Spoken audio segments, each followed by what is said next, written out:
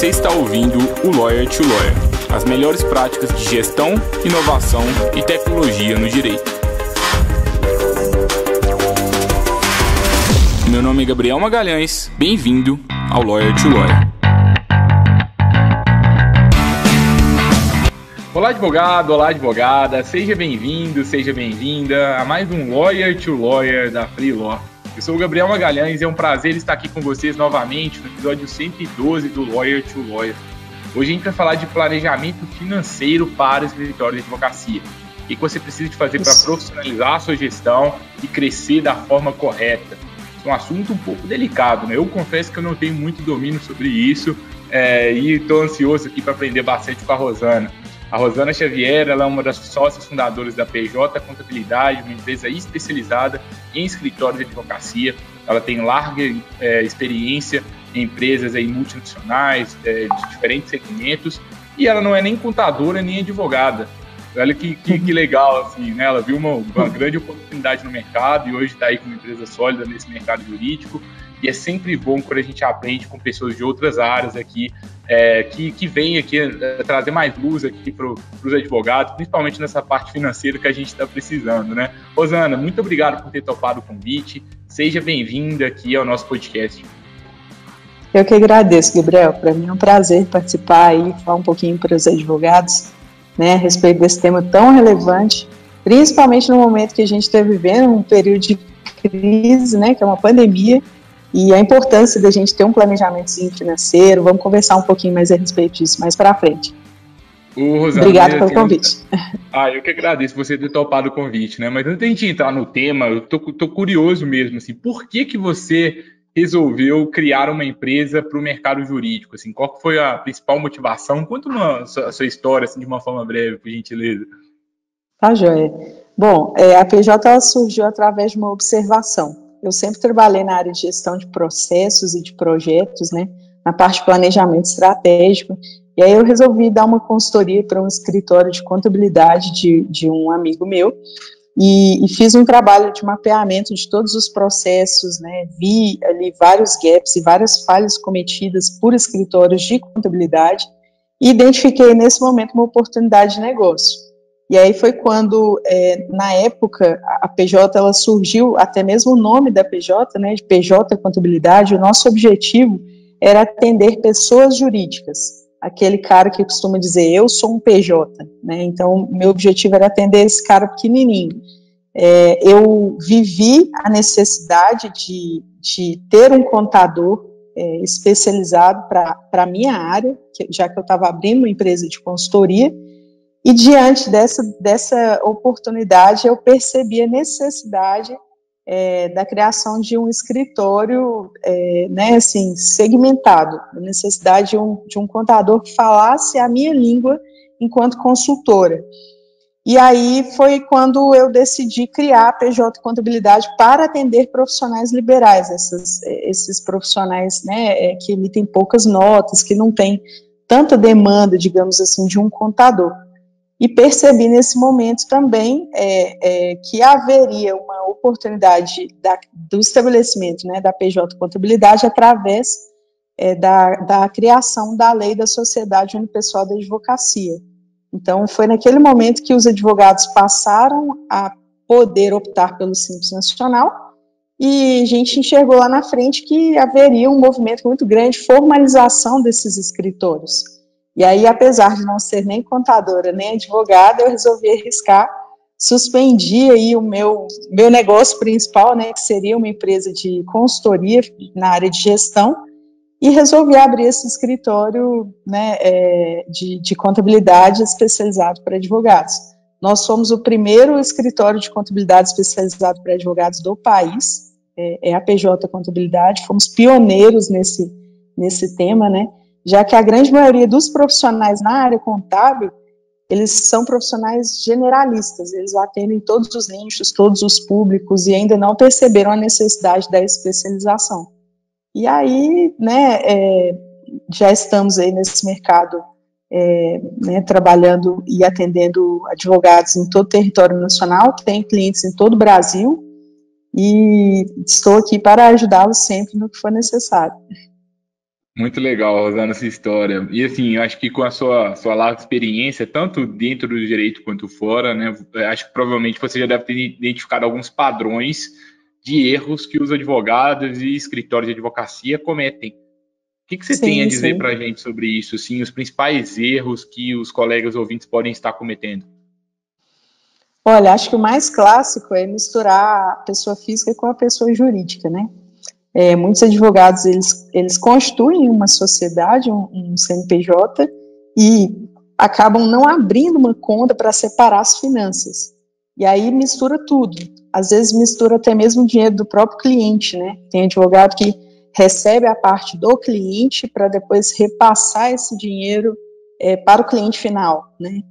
Digamos, 80% da causa, recebe a causa inteira na conta bancária e repassa apenas 20%. E aí, com isso, a fiscalização, a própria Receita Federal, ela passa a monitorar esse tipo de operação. Porque enquanto você possui uma conta de pessoa física, de repente você recebe R$ 1 milhão ali, e você não tem esse tipo de movimentação padrão, isso chama a atenção do fisco, né? Então, acho que o primeiro erro que os advogados costumam, né, cometer é não respeitar o princípio da entidade, que é a separação dessas contas, né? A conta bancária da pessoa física e pessoa jurídica.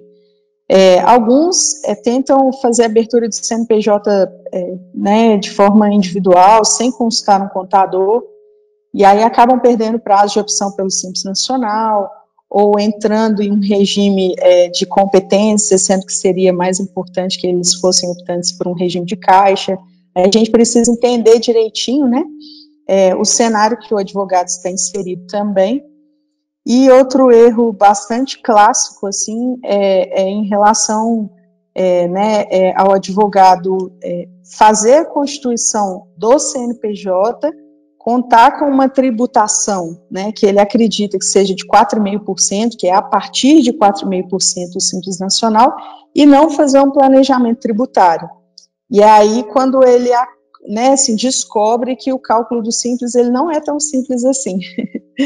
E aí, né, acaba pagando um imposto maior, levantando um alvará num momento inadequado, enfim, que com a ajuda de um profissional especializado, ele conseguiria, né, reduzir a carga tributária de forma estratégica, entendeu? Rosana, e assim, quando que é cedo demais para preocupar com isso? Acho que tem muitas pessoas que pensam assim, ainda é cedo, às vezes eu sou pequeno ainda. E tanto para quem é pequeno quanto para quem é maior, qual que é a principal, talvez, importância? Por que a gente tem que fazer, de fato, um planejamento financeiro e contábil assim, bem feito mesmo? Ótima pergunta. Olha, eu acho que nunca é cedo. Depende da sua ambição. Você quer crescer o seu escritório? Você quer se tornar um escritório grande? Hoje, a PJ atende escritórios, né, de advogados que têm apenas uma cadeira, ou seja, é uma sociedade unipessoal, sem funcionários, sem ninguém, e atende também escritórios grandes, né, de grande porte, de vários sócios, né, escritórios maiores. Então, a partir do momento que você decide prestar um serviço advocatício, já é importante que você consulte um profissional da área contábil, porque é nesse momento que ele vai te orientar, né, de como você deve tributar o tipo de serviço que você está prestando. Né? Muitas das vezes a gente acredita que o Simples Nacional ele é o mais lucrativo, não necessariamente. Né? Muitas das vezes o advogado ele começa trabalhando como profissional autônomo, ele não recolhe os impostos adequadamente, e aí ele acha que, não, daqui a 5 anos prescreve, não vai dar nada, não vai ter problema algum, e deixa de recolher os impostos corretamente, que é outro erro muito comum que acontece, principalmente em relação ao INSS, né? E aí, mais para frente, ele acaba assustando, né, assim, com uma notificação da Receita Federal que provavelmente vai atuar e fiscalizar os últimos 5 anos, né, de existência daquela pessoa física ou daquela empresa. Então, eu acho que nunca é muito cedo, não. Vai depender da sua ambição, né, da previsão de recebimento de alvarás. Se você vai receber alvarás em valores maiores, processos maiores, é interessante que você avalia a possibilidade de constituir um CNPJ. Por outro lado, se as suas despesas, né, são despesas altas para a execução da sua atividade, né, enquanto advogado, você tem que ficar atento em relação ao carnê-leão, né? Não necessariamente o advogado tem que esperar a declaração do imposto de renda para passar a emitir notas fiscais, a emitir recibos, não.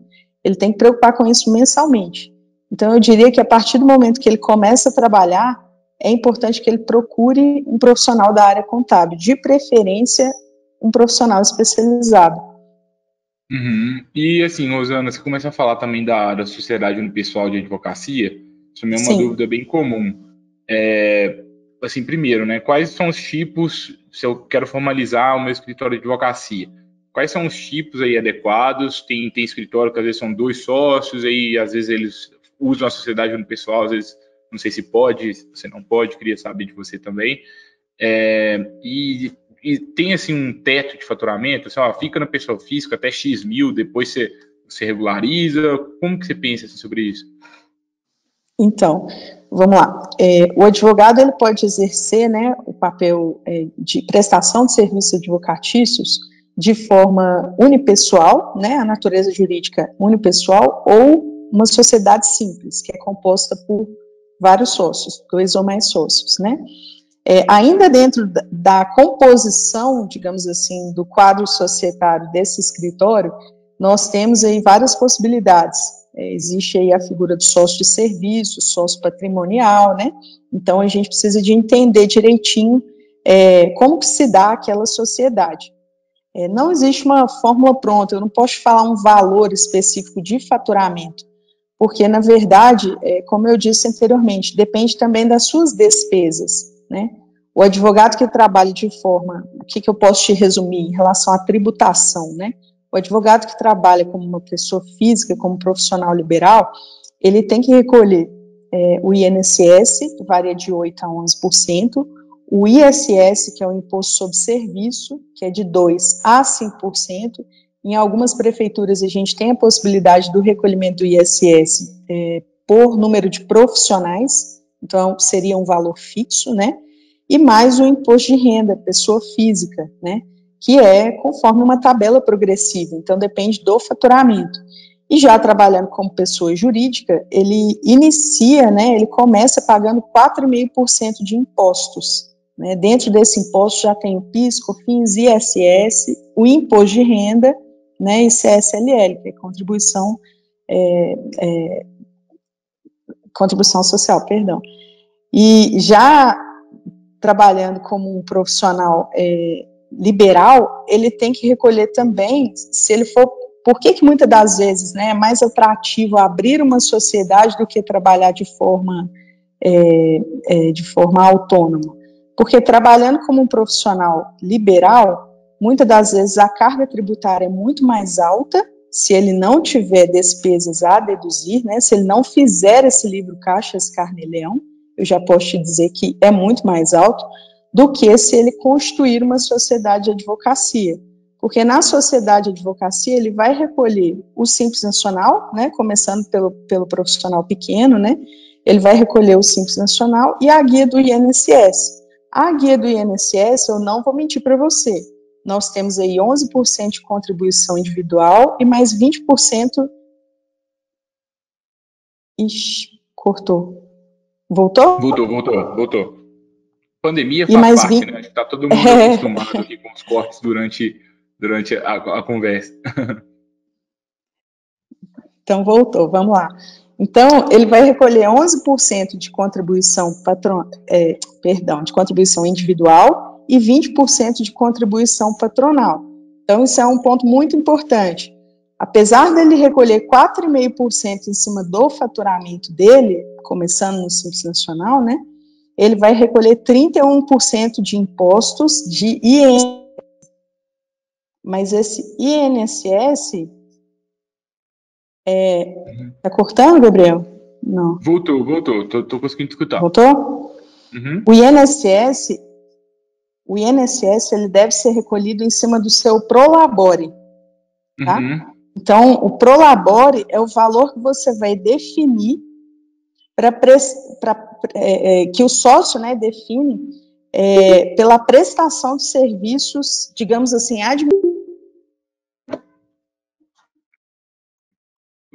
Rosana, acho que agora voltou. Voltou? Ixi, voltou. Aonde parou? Você quer que eu volte? Volta essa explicação e a gente dá uma edição nela. Tá. Para que... volta aí a explicação e na hora a gente vê como que a gente corta lá. Tá, tudo bem. Então, vamos lá. Eu vou falar sobre a tributação de um advogado, né? O advogado que trabalha como pessoa física, ele recolhe o ISS, que é o Imposto sobre Serviço, ele recolhe o INSS, que varia de 8% a 11%, e ele recolhe o Imposto de Renda Pessoa Física, que é conforme tabela progressiva, tá? O ISS, ele pode ser recolhido de forma fixa, dependendo do tipo de legislação da prefeitura, tá? Ou então de 2% a 5% do faturamento. Então, por que a gente costuma dizer que abrir uma sociedade é mais vantajoso? Porque quando eu falo que eu tenho o CNPJ constituído, o imposto do advogado, ele começa em 4,5%. E dentro desses 4,5%, eu já considero o ISS, o Imposto de Renda, CSLL e PIS/COFINS. Então, na pessoa física, ele teria que recolher de 2% a 5% só de ISS. E tendo uma pessoa jurídica, ele já recolhe o ISS e o Imposto de Renda começando em 4,5%. Então, normalmente, torna-se mais vantajoso abrir uma sociedade de advocacia. Mas não necessariamente, a gente precisa de fazer contas, entender, né, se esse advogado pretende receber um alvará mais alto, e aí pode ser estratégico abrir essa sociedade, se ele tem muitas despesas dedutíveis na atividade dele, enfim, né, então, nesse caso, ele tem que transmitir mensalmente o Carnê-Leão, e aí depende, né, de várias condições para que a gente dê a melhor solução para esse profissional. Né, não necessariamente a abertura da sociedade é a melhor opção, né? A gente precisa de entender aí a ambição desse cara, se ele quer prestar serviço para grandes empresas, e aí as grandes empresas elas vão priorizar o profissional que emite notas fiscais, né? Se ele quer participar de processos de licitação, se ele tem como objetivo realmente a redução da carga tributária, né? Ou se ele vai receber um alvará uma única vez e nunca mais ele vai receber outros processos, se ele pretende prestar, sei lá, se ele pretende prestar concurso público, e aí as atividades que ele vai exercer nesse concurso são conflitantes, né, há um conflito de interesse, então é melhor que ele não abra um CNPJ. Então, depende, assim, a gente precisa de entender o cenário desse advogado para poder instruí-lo da melhor forma possível. E quanto que custa abrir um CNPJ hoje para um advogado com um escritório pequeno? Então, é uma ótima pergunta. O que eu posso falar a respeito das taxas de registro, né, de averbação do contrato na OAB, é em torno de R$500 em Minas Gerais. Esses valores, eles sofrem variação de estado para estado, então, se não me engano, em Minas Gerais está R$535 a taxa de averbação, tá? Posteriormente, quando ele abrir esse CNPJ, ele vai precisar de um certificado digital, pessoa jurídica, que aí varia também a validade desse certificado, mas vamos colocar aí em torno de R$150 um certificado. As taxas de alvará, de localização, funcionamento, estão temporariamente suspensas em grande parte das cidades, em Minas Gerais, principalmente, mas em outros estados também estão suspensas, já que a atividade de advocacia é de baixo risco, e aí, né, assim, recentemente, atividades de baixo risco não estão pagando esse tipo de taxa. E ele vai precisar de um auxílio de uma contabilidade, né? A partir do momento que ele constitui um CNPJ, é obrigatório que ele tenha uma contabilidade para escriturar, né, as movimentações fiscais, financeiras no escritório dele. E uma coisa importante também, Gabriel, que eu esqueci de citar anteriormente, é que quando o advogado, né, às vezes o advogado fala assim, nossa, mas eu vou ter que contratar um contador, vai ficar caro essa brincadeira. Pode ficar muito mais caro para ele, né? Porque se ele opta por abrir um CNPJ e se ele tem a escrituração das movimentações, né, do extrato bancário, os documentos fiscais que comprovam todas aquelas entradas e saídas do dinheiro, ele consegue distribuir lucros. Até o momento, né, a distribuição de lucros, o lucro, ele é isento de tributação no nosso país. Então, torna-se algo muito mais lucrativo. Ele emite a nota fiscal, presta o serviço, recolhe o imposto ali de 4,5% se ele for optante pelo Simples Nacional, dependendo, né, do faturamento dele, e aí o valor que sobrar, ele consegue distribuir aquilo ali isento de tributação. É lucro. O lucro ele transfere para a pessoa física e faz o que ele quiser com aquela grana, tá bom? Então... E assim, então, Rosana, eu estou pensando o seguinte, assim, imagina agora um escritório de advocacia que ele já é consolidado, mas é muito desorganizado no fiscal e no financeiro. Como que é essa regularização, assim, do passado? Assim, vale a pena? Dá para a gente passar um pano, assim, do passado, seguir de agora para frente? A gente começa a regular de agora para frente ou não? Como que é o processo de regularização para quem precisa?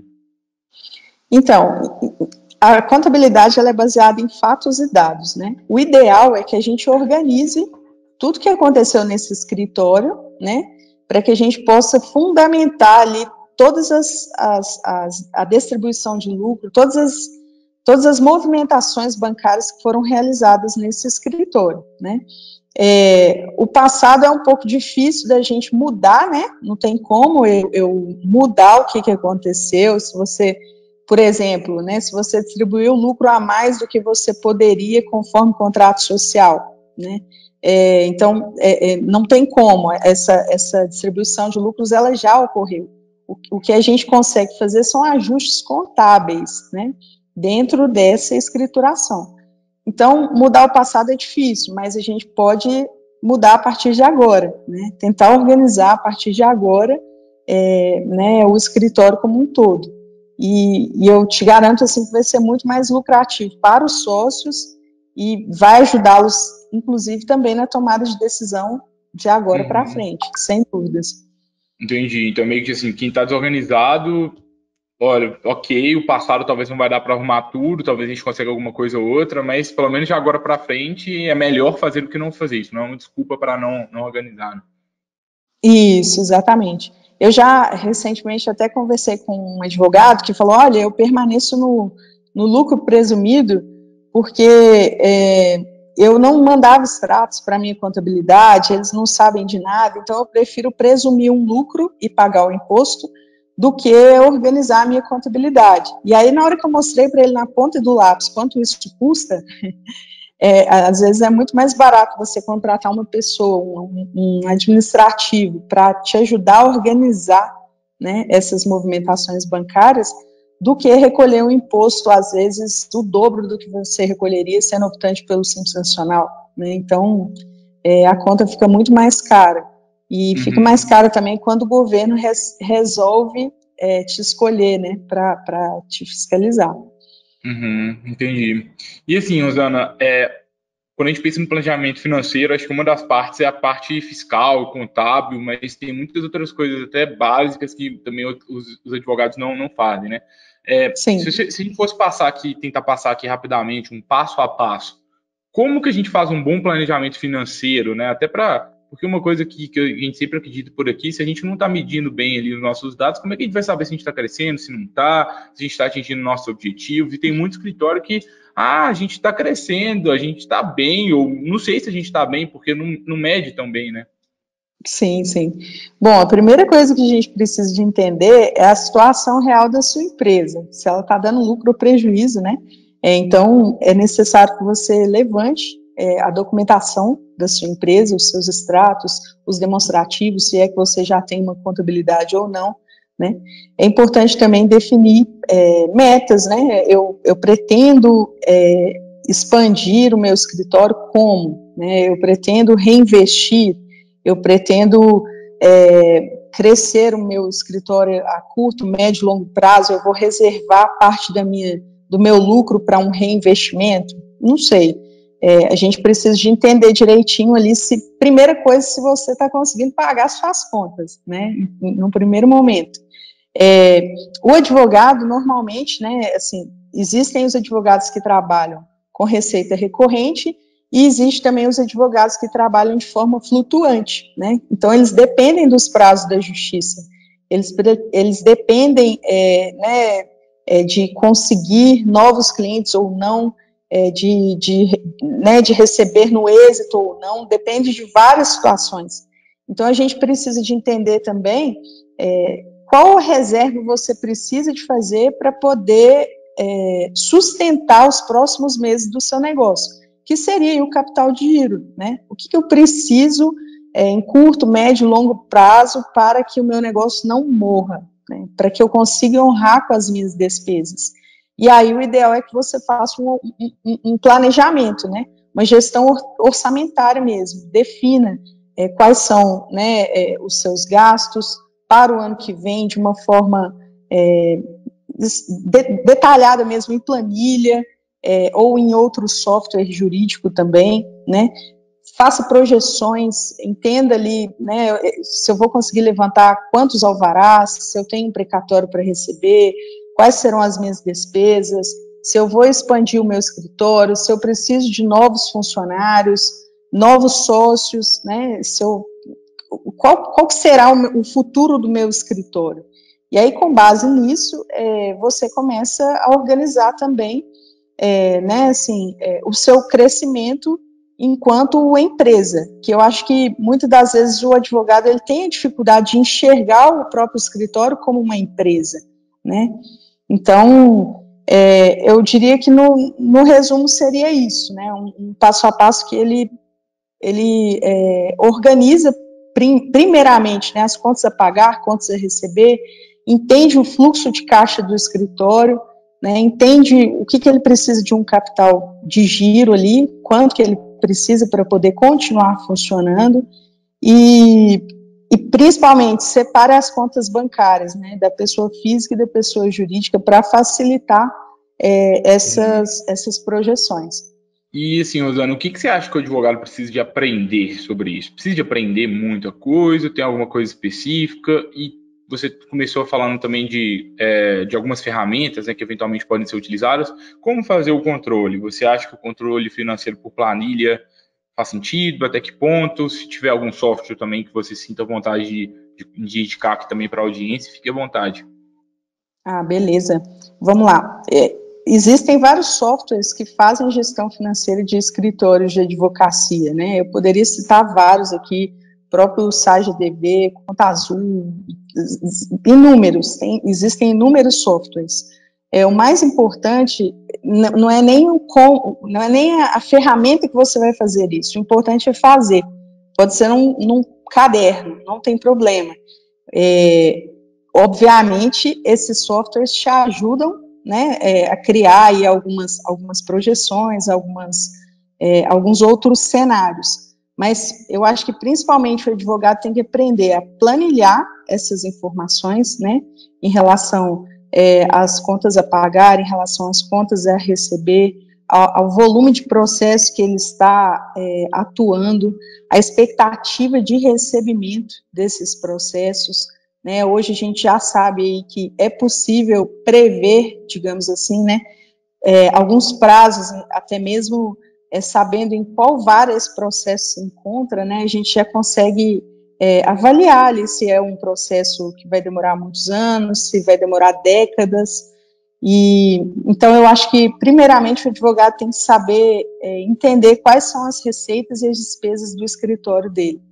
E depois entender, né, a expectativa de crescimento. Eu quero crescer de forma exponencial, eu quero ser um advogado que atende causas mais específicas, eu quero trazer sócios para o meu negócio ou não, eu quero trabalhar sozinho, de forma individual. São decisões muito importantes para que ele consiga planejar e estruturar o seu crescimento, né? Então, eu diria que no momento que a gente está vivendo agora numa pandemia, uma das lições que a gente precisa de tirar dessa pandemia é, inclusive, em relação a um planejamento de vida, né? Não só financeiro, mas um planejamento do seu escritório em si, né? O que eu espero para o meu negócio? Como que eu posso crescer esse negócio? Será que a melhor opção mesmo é não emitir notas fiscais, né? Muitas das vezes o advogado comemora, fala, nossa, o cliente não me pediu uma nota.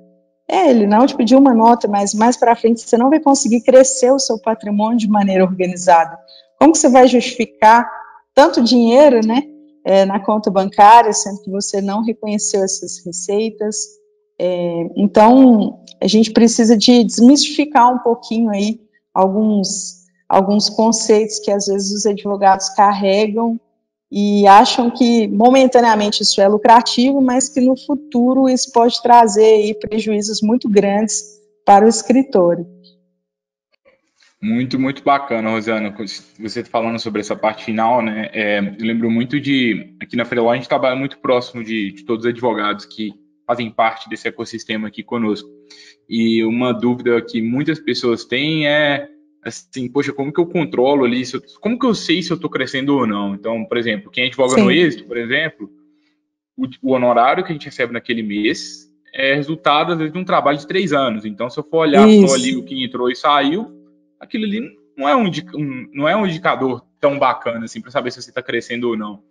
Uma coisa que eu gosto de recomendar por aqui é que a gente sempre tente estimar mais ou menos quantos de honorários que estão entrando por mês.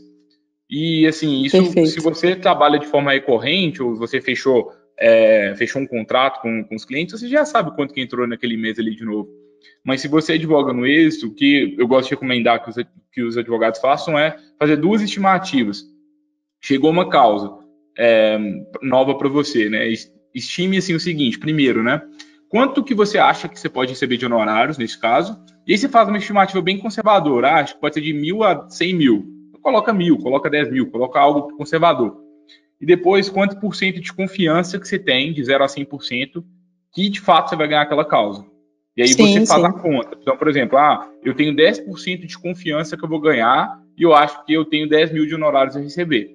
Então, digamos que aquele mês entrou 10% vezes 10 mil, que é igual a R$1.000 de honorários que tem ali de potencial para você. Pode ser mais, pode ser menos, mas é uma forma já que a gente consegue prever mais ou menos o que você tem a receber no futuro. Porque eu acho que é muito ruim o escritório, tem ali vários processos e não tem ideia do que pode cair na conta e o que não pode. Então, se a gente começa a fazer essa conta desde lá da ponta, a gente consegue medir melhor os resultados de marketing jurídico, a gente consegue medir melhor, assim, para saber se a gente está saudável ou não, e preparar para a gente saber o que a gente tem a receber ali no futuro. Até para a gente entender qual que é a estrutura de preço que a gente comporta dentro do nosso escritório. Aqui na Freeló, por exemplo, a gente trabalha com advocacia sob demanda, então a gente precisa de saber quanto que eu posso pagar por inicial para que eu mantenha a minha margem de lucro, quanto que eu posso pagar por recurso, quanto que eu posso pagar por impugnação. Para a gente saber isso, a gente tem que saber quanto está entrando e qual que é o custo máximo que a gente pode ter por processo. Geralmente, os escritórios que dominam isso, eles conseguem escalar de uma forma bem bacana e eles conseguem deixar os clientes mais satisfeitos no final do dia. É um manifesto aqui da Freeló que a gente sempre fala, né? Escritório que se vê como uma empresa, o advogado que ele começa a entender que ele, além de ser um jurista, né, ele tem que entender um pouco mais disso tudo, no final das contas, ele deixa o seu cliente mais satisfeito. E aí tem muito advogado que fica gastando o tempo inteiro fazendo os prazos.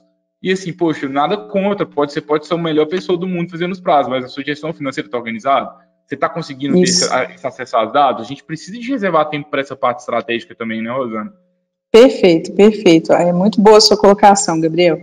Eu costumo falar com os nossos clientes, né? Não adianta você ser um advogado tecnicamente, né, excelente, saber todas as leis de cor, saber fundamentar tudo aquilo que aparece, né? Você tem que ter uma noção de gestão. Você tem que transformar o seu escritório, a sua cadeira, que eu falei lá atrás, né? Às vezes o cara é uma unipessoal de advocacia. Separa um período do seu tempo para poder se dedicar à parte de gestão do seu escritório. Não só gestão financeira, quanto ao marketing, a captação de clientes, porque não adianta, né? A gente tem que controlar o nosso escritório. Se a gente não mensura o que está acontecendo, quem garante que eu vou continuar existindo, né? Quem garante que eu estou fazendo o meu melhor? Quem garante que o meu desempenho está bom? Que eu estou conseguindo performar da melhor forma possível? Né? Não adianta nada eu conseguir ganhar causas uma atrás da outra, sendo que muitas das vezes eu não tenho dinheiro para pagar o aluguel. Então, assim, se eu não entender essa dinâmica do meu fluxo de caixa, o meu escritório vai quebrar. Eu posso ser o melhor advogado do mundo, mas o meu escritório vai quebrar. Então, eu concordo plenamente com tudo que você abordou agora nessa última fala. Perfeito. Obrigado, Rosana. Assim, tem alguma dica final que você quer passar? Se você fosse destacar assim, um único ponto aqui no dia de hoje, alguma recomendação final para os colegas, o que você traz aí para a gente fechar com chave de ouro? Então, a recomendação final seria para que os advogados contem com o auxílio de uma contabilidade especializada, conheçam o serviço da PJ Contabilidade também, né? Como eu disse anteriormente, nós somos pioneiros no Brasil, atendemos escritórios em todo o território nacional. O contador, né, ele tem que ser um braço direito desse profissional, né? Ele tem que andar junto do seu cliente, e nós somos uma contabilidade que oferece esse serviço de forma consultiva, estamos sempre aí auxiliando os nossos advogados a crescer continuamente, até porque, né, para a gente é interessante que os nossos clientes se destaquem no mercado jurídico. Então, o que eu aconselharia para todos seria procure profissionais capacitados, especializados, né, que isso vai fazer muita diferença na performance e desempenho do seu escritório, independente do porte dele. Muito obrigado, Rosana, de verdade, um prazer estar falando com você. É um tema, assim, às vezes chato para alguns. Para mim, eu confesso que não é a área que eu mais gosto, mas dá uma tranquilidade você saber que você está começando a ir no caminho certo, fiscal, contábil. Com certeza. Você fica mais tranquilo, assim, né?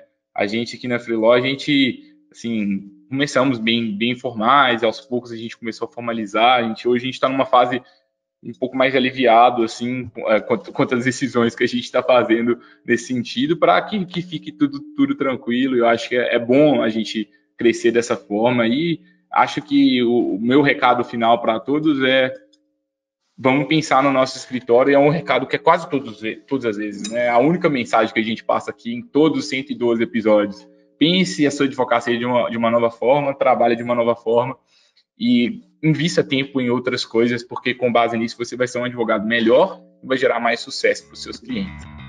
Perfeito. Muito obrigado, Rosana. Eu que agradeço pelo convite, Gabriel. Estamos à disposição sempre, tá bom? Obrigado mesmo. Muito obrigado. Queria agradecer também a todos os colegas advogados e advogadas pela audiência novamente. Na semana que vem a gente volta com mais um Lawyer to Lawyer, mais um convidado especial. Recomendo que você compartilhe esse conteúdo com outras pessoas. Marca a gente lá no Instagram, @freeló.work. Fala lá também com a PJ lá no Instagram. Pode deixar. Vou até tirar um print aqui para fazer uma postagem. Isso aí. Muito obrigado, Rosana. Obrigado a todos novamente. A gente se vê na próxima quarta para mais um Lawyer to Lawyer. Até lá. Tchau, tchau. Maravilha. Obrigado, Gabriel. Tchau, tchau.